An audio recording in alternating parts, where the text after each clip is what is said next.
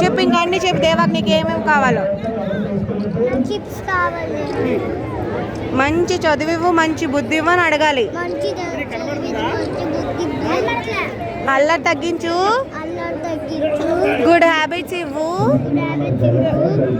mummy డాడీని ఎప్పుడు దుఃఖ పెట్టను,